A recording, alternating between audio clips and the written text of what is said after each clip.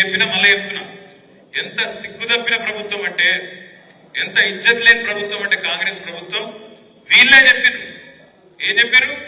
December 3కు ముందు తీసుకుంటే, అప్పుడు యాదుకుండాలి మీకు, మనం రైతు బంధు కోసం 7,600 కోట్లు తయారు చేసి పెట్టినాం డిసెంబర్లో. పోయిన సంవత్సరం ఇదే టైం పెడితే రేవంత్ రెడ్డి ఉత్తరం రాసిండు ఎలక్షన్ కమిషన్, మీరు అర్జెంటుగా ఆపాలి, లేకపోతే ఎన్నికల ప్రభావం పడుతుంది, కేసీఆర్ మళ్ళీ రైతులందరూ మళ్ళా ఓట్లేసి మళ్ళా గెలిపిస్తారు, మీరు ఆపుండ్రి అని ఎలక్షన్ కమిషన్ ఉత్తరం రాసిండు. రాస్తే ఎలక్షన్ కమిషన్ వాళ్ళు ఎన్నికలు ప్రభావితమైతే అని చెప్పి ఆపేసింది. అప్పుడు ఏం చెప్పిండు రేవంత్ రెడ్డి? డిసెంబర్ 3కు ముందు తీసుకుంటే ఎకరానికి 5,000, డిసెంబర్ 7 తర్వాత తీసుకుంటే ఎకరానికి 7,500 అన్నాడు. 7,500 కాదు, 75 పైసలు ఇచ్చిండు అవిడు. 75 పైసలు. ఆ రోజు మనం ఏదైతే కూడబెట్టిపోయినామో 7,500 కోట్లు, అవి మళ్ళా 3-4 నెలలు సదానికి అవే ఇచ్చిండు. దాని తర్వాత పార్లమెంట్ దాకా ఇచ్చిండు. ఎప్పుడైనా నాట్లు పడేటప్పుడు పడతాయి రైతు బంధు పైసలు, కానీ ఈయన ఉన్నప్పుడేమో ఓట్లు పడేటప్పుడు పడ్డాయి పైసలు. ఒకట్లుంటది కాంగ్రెస్ పెట్టుకుంటే. అట్లా ఈ కాంగ్రెస్ ప్రభుత్వం వచ్చినాక రైతు భరోసా రూపాయి కూడా ఇయ్యలేదు. మనం దాచిపెట్టిపోయిన రైతు బంధు పైసలే ఒక్కసారి ఏడ్పించి 6 నెలలకు ఇచ్చిండు తప్ప ఈ సంవత్సరంలో ఒక్కటంటే ఒక్క పైసా కూడా రైతుకి ఇయ్యని ముఖ్యమంత్రి రేవంత్ రెడ్డి. అదొక్కటే కాదు, మీకు యాదుకుండాలి, ఏమన్నాడు ప్రతిపక్షంలో ఉన్నప్పుడు? 3 పంటలకు ఇయ్యాలి. ఏది 3 పంటలకు? ఇప్పుడేమంటాడు?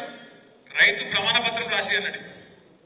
ఇప్పుడు మా బొప్పాపుడు శ్రీనివాస్ రెడ్డి నాడు ఇప్పుడు ప్రమాణ పత్రం రాసియాలి. ఏమని? నేను సాగు చేస్తా, నేను ఖచ్చితంగా వ్యవసాయం చేస్తా అని రైతు ప్రమాణ పత్రం రాసి అధికారులకి అన్నాడు. కేసీఆర్ ఉన్నప్పుడు మీరు ఎక్కడికైనా దఫ్తర్కు పోయినా రైతు దరఖాస్తు పెట్టిండా రైతు బంధు కోసం? ఎవరికైనా దండం పెట్టినవా? ఎక్కడ దండం పెట్టేది లేదు, దరఖాస్తు పెట్టేది లేదు. దఫ్తర్కు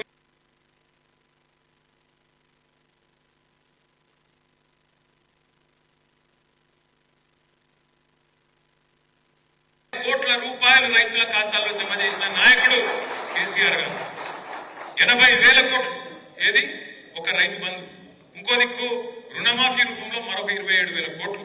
1,07,000 కోట్లు రైతుల ఖాతాల్లో రూపాయి లంచం గాని పైసా లంచం గాని లేకుండా 70 లక్షల మంది రైతుల ఖాతాల్లో టింగు టింగు అని మంచిగా ఫోన్లు మోగుతుంటే నాట్లు పడేటప్పుడు మంచిగా పైసలు పడేటట్టు సౌలత్ ఏర్పాటు చేసింది కేసీఆర్. ఇవాళ రేవంత్ రెడ్డి ప్రభుత్వం 3 పంటలకు రైతు బంధు వేయాలని చెప్పిన రేవంత్ రెడ్డి, డిసెంబర్ 3 తర్వాత అయితే ఎకరానికి 7,500 ఇస్తానని చెప్పిన రేవంత్ రెడ్డి ఏకకాలంలో 2 లక్షల రుణమాఫీ చేస్తానన్నాడు. యాదికుందా మీకు? కేసీఆర్ గారు 1,00,000 రూపాయలు రుణమాఫీ చేసిండు. ఆయన అనుకుంటాడు రైతులందరూ నాకే ఓట్లు ఇస్తారని. మీరందరూ కూడా కేసీఆర్ 1,00,000 రూపాయలు రుణమాఫీ తీసుకున్న వాళ్ళు కూడా బ్యాంకు గురుకుర్రి, వెంబడే తెచ్చుకోండి, ఎంబడే నేనేస్తా, నేను ఎంబడే వస్తా, ఎంబడే సంతకం పెడతా అన్నాడు. ఇప్పుడు ఎంబడ పడుతున్నాడు, ప్రమాణ పత్రం రాయమని చెప్తున్నాడు. ఇప్పుడు మీకు రైతు భరోసా ఏడట. ఇలా కేబినెట్ మీటింగ్ ఉన్నది. నేను నిన్న అడిగిన రేవంత్ రెడ్డి, దమ్ముంటే చెప్పు అడిగిన. ఎలక్షన్లకు ముందేమో వరంగల్ రైతు డిక్లరేషన్ అన్నావు, ఇలా రైతు డిక్లరేషన్ ఇవ్వాలంటున్నావు. ఇది ఎక్కడి నీతి? రైతు ప్రమాణ పత్రం రాసిచ్చుడేంది? ఎందుకు రాసియాలే? తెలియదా? ఇవాళ ఊళ్ళల్లో మీ అధికారులకు, అగ్రికల్చర్ ఎక్స్టెన్షన్ ఆఫీసర్ తెలియదా? అక్కడ ఉండే గ్రామ పంచాయతీ సెక్రటరీకి తెలియదా? లేదా ఊర్లో ఉండే సర్పంచ్కి తెలియదా? ఎంపీటీసీకి తెలియదా? ఏ రైతు సాగు చేస్తుండో, ఏ రైతు సాగు చేస్తున్నాడో తెలియదా? ఇలా రైతులను బదనాం చేసే కుట్ర. అసెంబ్లీలో పెట్టిండు కాగితం. ఏమంటాడా కాగితంలో? రైతు బంధు వల్ల 22,000 కోట్ల రూపాయలు దారి మళ్ళీ అని చెప్పి ఒక చెత్త మాట, రైతును బదనాం చేసే మాట, రైతును దొంగగా చిత్రీకరించే మాట మాట్లాడుతూ ఉన్నాడు. 22,000 కోట్లు దారి మళ్ళీ అంటాడు. నాకు నిజంగా అర్థం కాలేదు. అర్థం కాకపోయి నేను అక్కడ ఉండే అధికారులను అడిగిన, వ్యవసాయ అధికారులు కనబడ్డారు అసెంబ్లీలో, అడిగిన ఎక్కడికి వెళ్ళి వచ్చిందా మీకు ఈ లెక్క అని అడిగిన. 22,000 కోట్లు అంటున్నారు. ఏడ దారి మళ్ళీనాయి? ఏ ఊర్ల దారి మళ్ళీనాయి? ఏ సర్వే నెంబర్కి పోయినాయి? ఎవరి ఖాతాలో పడ్డాయి? చెప్పుని మాకు అన్న. అంటే వాళ్ళు ఏం చెప్పారు ఎరికేనా? సారిగా మా పేరు చెప్పకూరు. కానీ వాస్తవం ఏంటంటే, ఇప్పుడు వానాకాలం పట్టేస్తారు. వానాకాలం దగ్గర 1.5 లక్షల ఎకరాలు కేసీఆర్ వచ్చిన తర్వాత నీళ్ళు వచ్చినాయి, కరెంట్ మంచిగా వచ్చింది, రైతు బంధు వచ్చింది, రైతుకు ధైర్యం వచ్చింది కాబట్టి 1.5 లక్షల ఎకరాలు సాగు జరిగింది వానాకాలంలో. కానీ వానాకాలంలో పత్తేసిన వాళ్ళు, వానాకాలంలో కందేసిన వాళ్ళు రెండో పంట వేసే అవకాశం ఉంటుందా? వానాకాలంలో పత్తేసిన వాళ్ళు యాసంగిలో రెండో పంట వేసేందుకు అవకాశం ఉంటుందా? ఉండదా? ఆయన చెప్పు ఉండదు. కంది ఉంటుందా రెండో పంటకు అవకాశం? మిర్చికి ఉంటుందా? చెరుకుకుంటుందా? పసుపుకుంటుందా? ఉండదు. మరి ఇప్పుడు ఈర్నపల్లి మండలంలో పోడు భూములు ఉన్నాయి. ఆ పోడు భూములు ఎక్కడో జంగల్ ఉంటాయి. ఆ జంగల్ నుండే భూములల్లో నీకు ఒక పంట పండుడే కష్టం, రెండో పంట పడుతుందా? ఎక్కడ బోరు బావి మీద నడవాలి, నడవది. ఇప్పుడు రేవంత్ రెడ్డి ప్రభుత్వం ఏమంటారు దొరికేనా, ఆ రెండో పంట మీరు ఏదైతే వేయలేదో, ఆ రెండో పంట మీరు ఏదైతే పత్తి వేసిన వాళ్ళు, కందేసిన వాళ్ళు, ఆ పోడు రైతులు, ఆ చెరుకు రైతులు, ఆ పసుపు రైతులు, ఆ సోయా రైతులు, ఆ మిర్చి రైతులు ఎవరైతే రెండో పంట యాసకి లేలేదో ఆ పైసలు కేసీఆర్ ఇచ్చి తప్పు చేసినట్టు. మీకు ఆ పైసలు రెండో పంటకు మీరు ఏకపోయినా కేసీఆర్ ఇచ్చిండు, ఇచ్చి తప్పు చేసిండు అంటారు.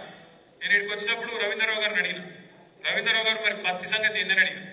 రవీంద్రరావు గారు ఏం చెప్పినట్టు, మా గైసింగారంలో కూడా పత్తి వేస్తాం, కానీ పత్తి వేసి ఏరి మొత్తం తీసే వరకే, పంట తీసే వరకే 6-7 నెలలు అవుతుంది, రెండో పంటకు ఛాన్స్ ఉండదు. కాబట్టి కాబట్టి కాబట్టి మరి రెండో పంటకు సందు ఉండదు, దొరకది, రెండో పంట వేయలేమని చెప్పిండు. నేనేమంటున్నా అంటే ఒక వీళ్ళే కాదు, పత్తి రైతులు, కంది రైతులు, అదేవిధంగా చెరుకు రైతులు, పసుపు రైతులు, మిర్చి రైతులే కాదు, ఇవాళ లక్షల ఎకరాల్లో మనమే ప్రోత్సహించిన పామాయిల్ తోటలు పెట్టుకోమని చెప్పినాం. మామిడి చెట్లు, అటు నల్గొండ ముఖానం ఉంటే బత్తాయిలు, ఆ నిమ్మ తోటలు, ఇవన్నీ ఉంటాయి, దానిమ్మ తోటలు ఉంటాయి. మరి ఇవన్నీ కూడా రేపు ఏంది వీళ్ళకి ఇస్తావా ఇవ్వవా అంటే చెప్తలేడు. ఉద్యోగస్తులు ఉంటారు, టీచర్లు ఉంటారు, ఊళ్ళలో టీచర్లు ఉంటే వాళ్ళు కష్టపడి నౌకరు సంపాదించుకుంటారు, వాళ్ళ అమ్మ నాయన రైతులు అనుకో. ఇప్పుడు ఏమంటాడు తెలుసా రేవంత్ రెడ్డి, టీచర్ ఉంటే, ప్రభుత్వ ఉద్యోగం ఉంటే నీకు రైతు బంధు కట్టు. మరి ముందెందుకు చెప్పలేదా? ముందెందుకు చెప్పలేదు? ఉద్యోగస్తులకు భూమితో సంబంధం కట్ చేస్తా అన్న మాట ముందెందుకు చెప్పలేదు? ఐటీ కడితే కట్టు, పాన్ కార్డు ఉంటే కట్టు, ఇక ఇది గిన్ని కట్లు. అందుకే ఇప్పుడు సీఎం అంటే చీఫ్ మినిస్టర్ కాదు, కటింగ్ మాస్టర్. ఎట్లా కట్ చేయాలి? కేసీఆర్ గారు ఇవన్నీ చూడలేదు. కేసీఆర్ గారు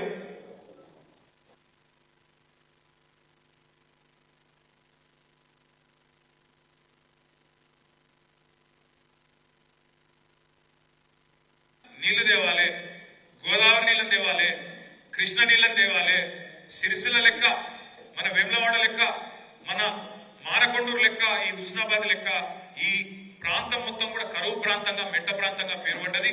ఈ ప్రాంతంలో నీళ్లు తెచ్చి సస్యశ్యామలం చేయాలనుకున్నాడు. నేను ప్రామిస్ చెప్తున్న, సిరిసిల్లకు వచ్చిన ప్రతిసారి నేను మొదలు చూసేది ఏంటంటే ఆ తంగలపల్లి వాక్ కింద నీళ్లు ఉన్నాయా లేవా అని చూస్తా. మన ప్రభుత్వం పోయినాక ఒక 6-7 నెలల పాటు మాత్రం చూస్తే బాధ అనిపించేది. వచ్చిపోయేటప్పుడల్లా ఎండిపోయినట్టు మళ్ళీ ఎప్పటి లెక్క ఎండిపోయి మొత్తం మళ్ళీ ఎడారి లెక్క వాగు బాగా చండాలంగా ఉంటుండే. కానీ మళ్ళొక్కసారి నీళ్ళు వచ్చినాయంటే కేసీఆర్ పుణ్యం, కాళేశ్వరం పుణ్యం, సిరిసిల్ల ప్రాంతంలో, రాజన్న సిరిసిల్ల జిల్లాలో ఇవాళ నీళ్లు దుంకుతున్నాయంటే ఖచ్చితంగా గోదావరి